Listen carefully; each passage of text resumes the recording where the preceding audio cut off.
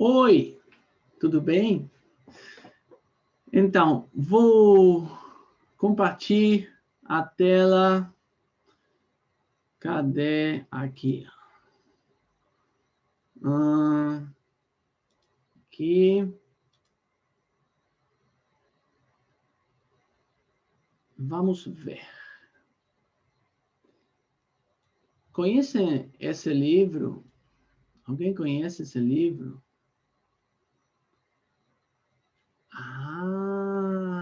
Que bom ter a oportunidade de mostrar para vocês esse livro.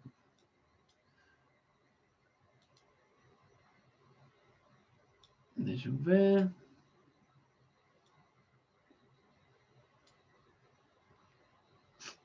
Admite. Então, o livro Seis Sombreros para Pensar.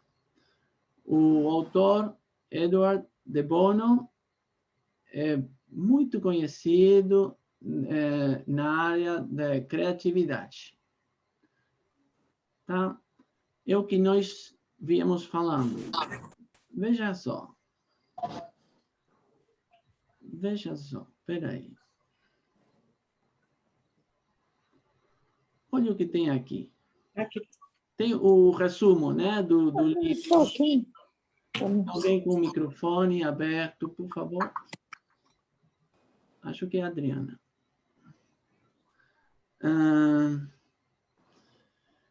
Então, o que diz aqui? Quando uma pessoa se enfrenta a um processo de toma de decisões, está falando do livro, né? É um resumo muito pequeno da internet, né? Nem sei, não é também grande coisa, mas está falando do livro. Tem mais alguém? Espera aí, admite. Aí, ó. Então, para os que entraram agora, o livro que eu estou mostrando é Seis Sombreros para Pensar. Tem a ver com criatividade e decisões. Olha o que diz aqui, não é o livro, é o resumo do livro. Aqui diz, quando uma pessoa está na frente de um processo de toma de decisões, a sua mente começa a ver. Carla, tem o microfone aberto. Carla. Desculpa, professor. Não tem problema, não. Não tem problema. Só estava te avisando. Sua mente começa a contemplar, a ver uma série de razões e emoções que levam a você escolher uma ou outra alternativa. Então, a sua mente está cheia de razões e emoções que levam você a escolher uma alternativa ou então uma outra. Daniel, tem o microfone aberto. Se você pode fechá-lo. Obrigado. Professor, desculpa, eu estava conversando aqui com o pessoal. Tudo bem.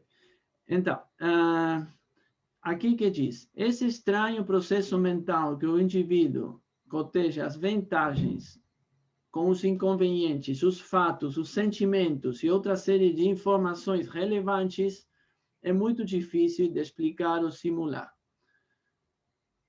Se dá em forma natural no cérebro humano. Suele resultar extremadamente complexo quando, por exemplo, tratamos de aplicá-lo numa decisão coletiva. Então, o livro está falando das decisões coletivas. Mas, se fosse uma decisão individual, é a mesma coisa. Tá? Então, o que diz o livro? O livro diz...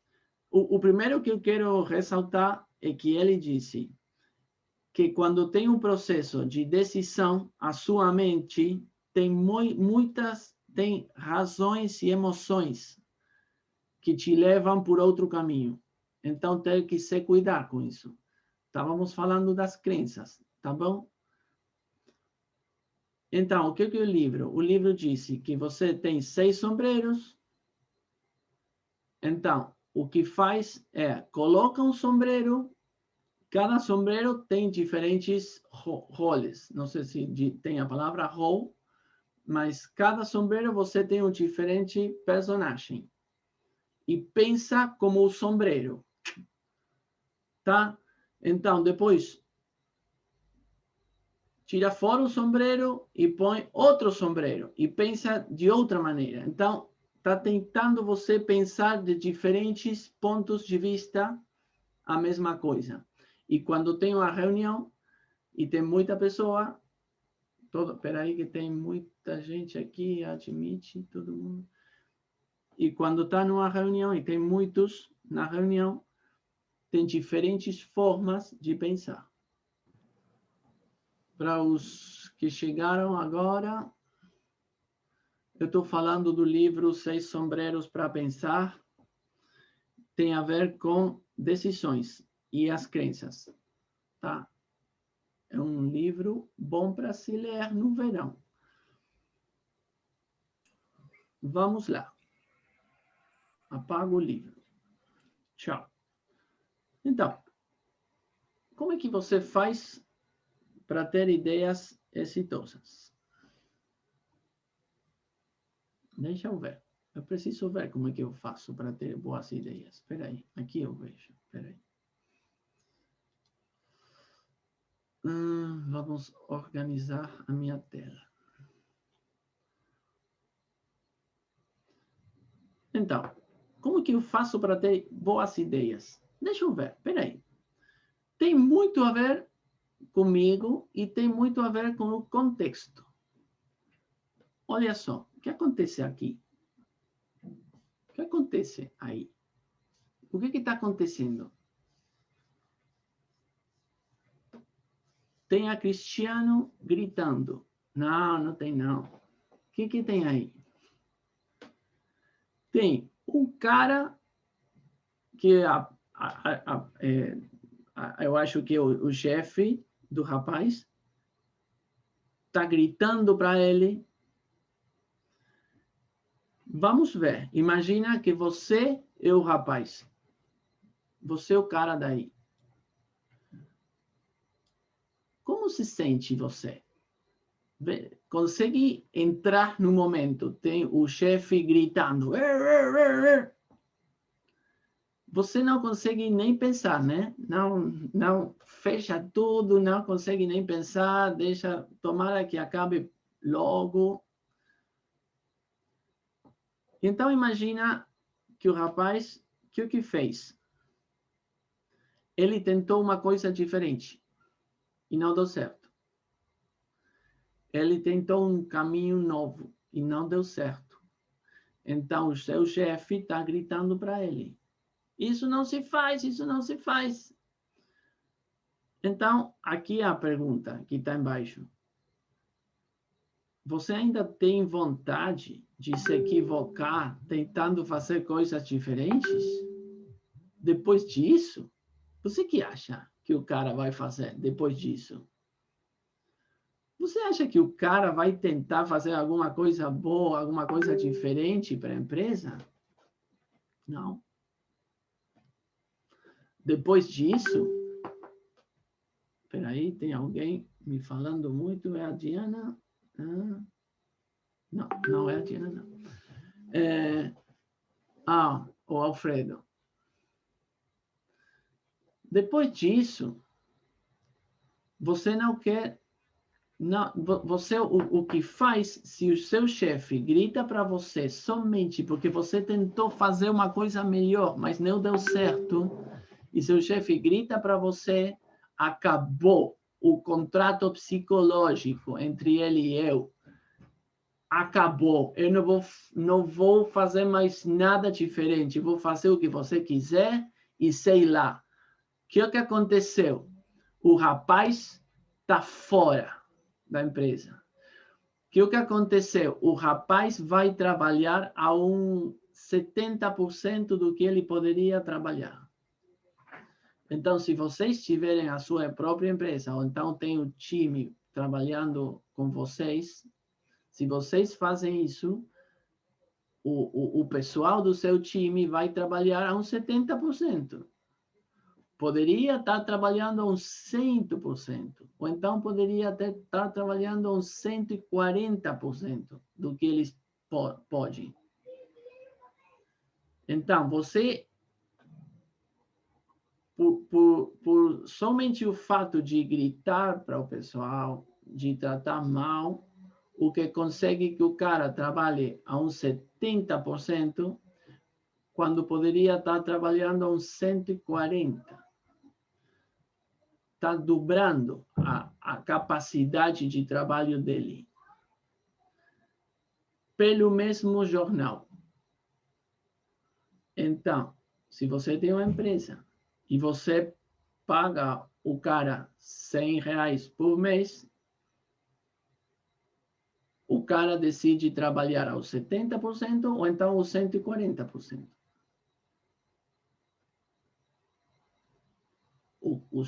Ontem a gente falava da vantagem competitiva. Aqui pode ter uma vantagem competitiva. O seu competidor grita, fala mal, trata mal. Você não, você trata bem. Então, o seu pessoal pode trabalhar a uns 140% e dobra a eficiência do seu competidor. Tá bom? Então, mas nós estamos falando de ideias aqui. O que quer dizer? Que eu tenho Larissa, admite. O que quer dizer? Que para que as ideias aconteçam, eu preciso um contexto para as ideias vierem.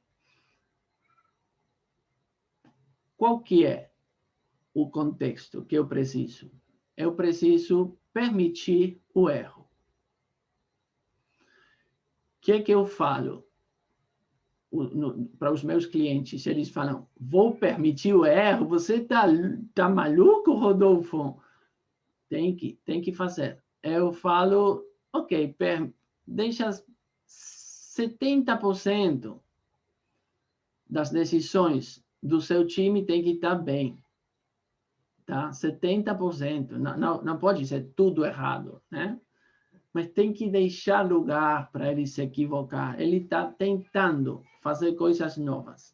Se ele errar, porque ele faz um processo errado, é uma coisa diferente. Mas se ele está tentando fazer algo diferente, deixa ele fazer.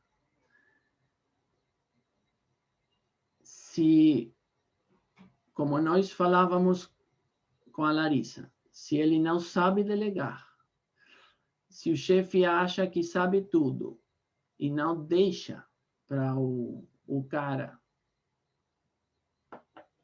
deixar a criatividade do cara livre, que o que tem?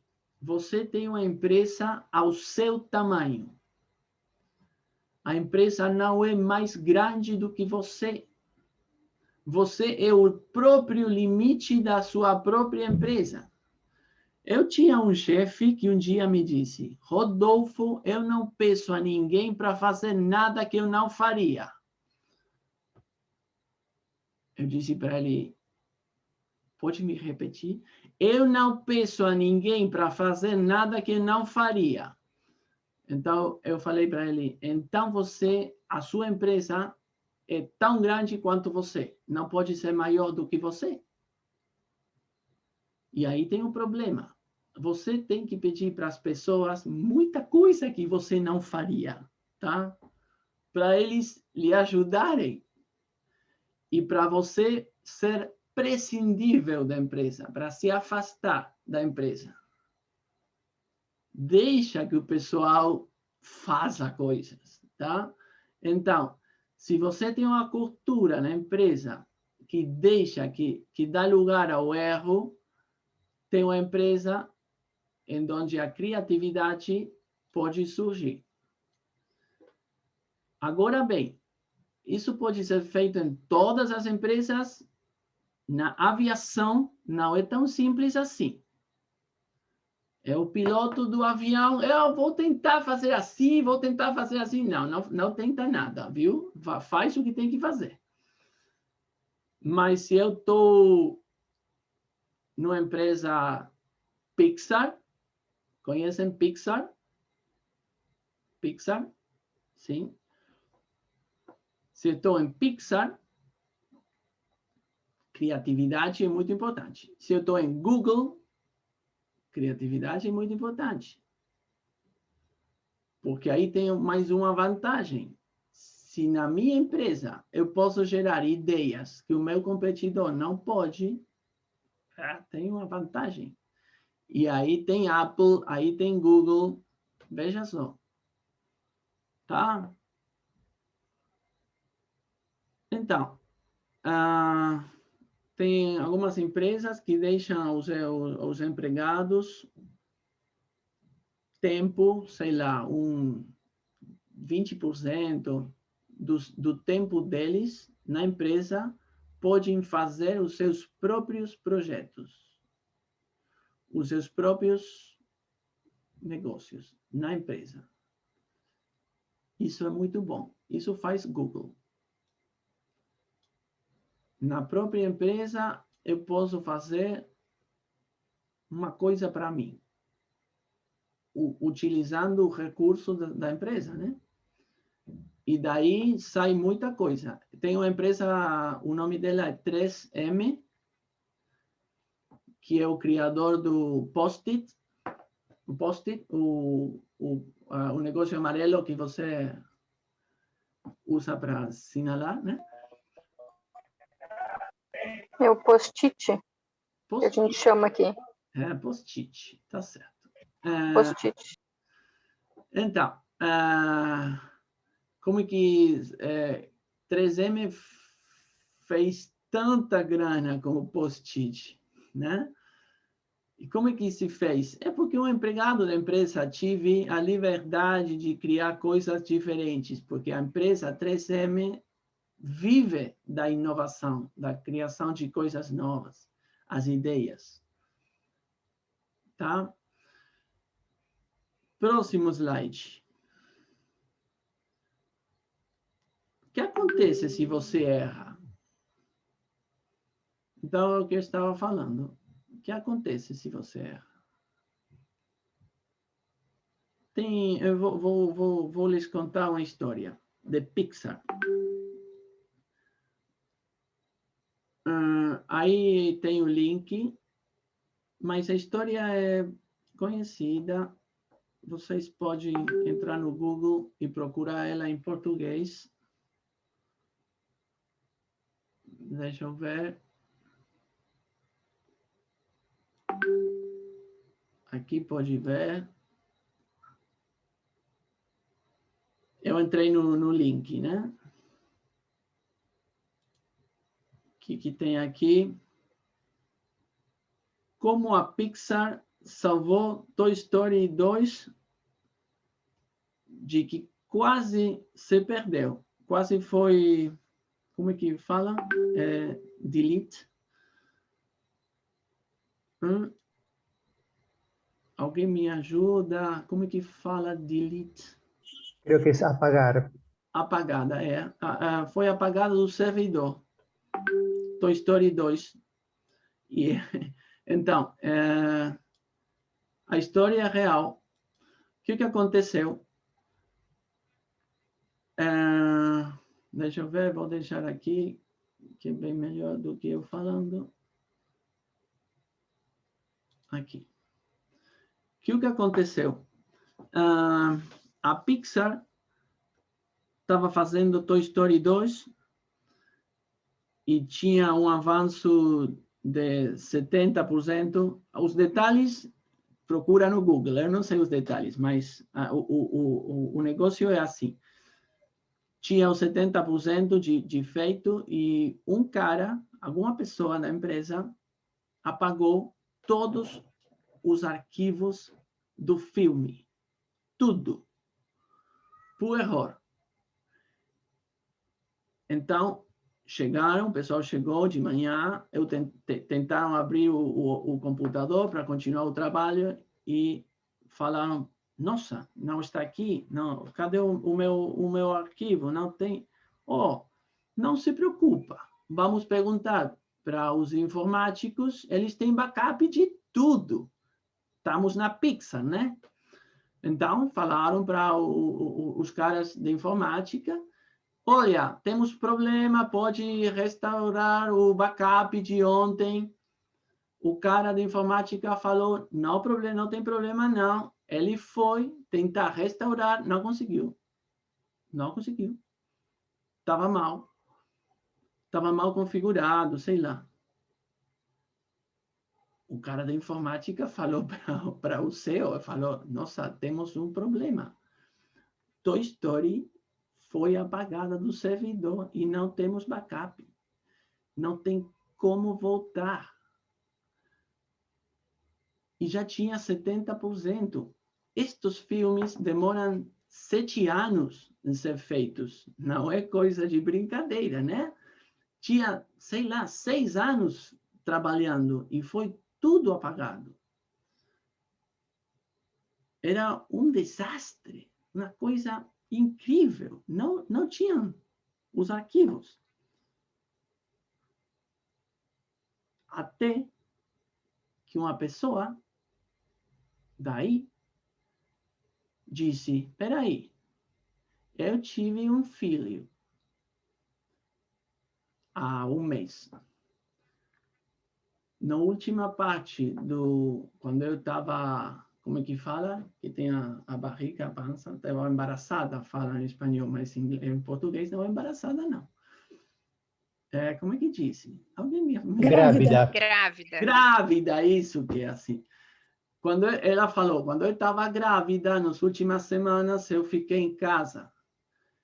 Então, o que eu fiz? Eu copiei todos os arquivos para levar para minha casa, para continuar vindo o desenvolvimento do filme. Então, eu acho que eu tenho todos os arquivos na minha casa. Abençoado seja Deus! Foram para a casa da pessoa, pegaram o computador, imagina como eles levaram o computador para a Pixar de novo, assim, ó, e estavam todos os arquivos aí. Então, Toy Story 2 se salvou. Estava tudo aí dentro. Qual que é a moral da história aqui? Número 1.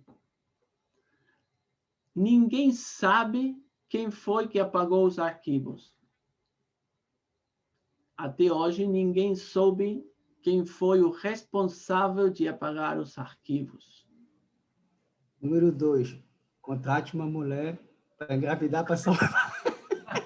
Os empresários não querem contratar mulher, pô. Viu? Então, e número 2 tá aí.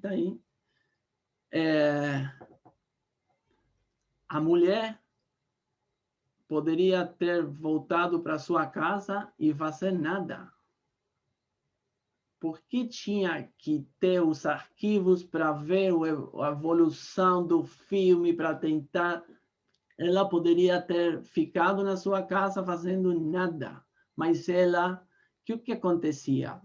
Ela estava ligada emocionalmente com o que estava acontecendo aí. Tá certo? Isso que vocês precisam fazer nas suas empresas, com seus times. Olha o que ela fez. Ela poderia ter ficado na sua casa falando, eu estou grávida, vou descansar. Mas não, ela levou todos os arquivos na casa, continuou vindo o desenvolvimento do filme. Então, tem uma coisa.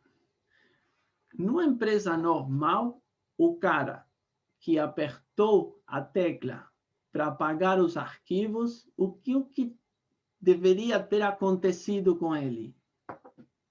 Nem quero saber. Deveriam ter gritado para ele, apanhado o que for. Imagina só. Ninguém foi mandado embora, foi um erro, os erros acontecem. Tudo bem. Veja só, o cara responsável do backup, o que deveria ter feito você com o cara responsável? Que o backup não funcionou. Gritar é pouca coisa, né? Nada aconteceu.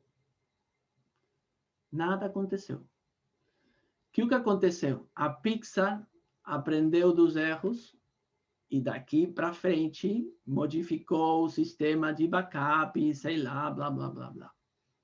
Tá? Então, aqui tem uma cultura de empresa que deixa o erro acontecer. E veja só todas as vantagens que tem deixar o erro acontecer. Tá? O pessoal pode pensar, pode ser livre, pode falar com você sem risco de você se zangar com ele. Tá? Você tem o feedback do cara, pode ouvir, pode melhorar. E, além disso, tem pessoas que trabalham a 140%. Essa mulher, a que porcentagem estava trabalhando? Ainda mais dos 140%, porque ela poderia ter ficado na sua casa fazendo nada. E estava fazendo muito. Então, isso é mais do que 140%, tá? Ainda mais. Ok, essa é a história de Pixar. Vamos ver qual que é a próxima história. Não tem mais história aqui. Deixa eu... Vou parar a gravação, peraí.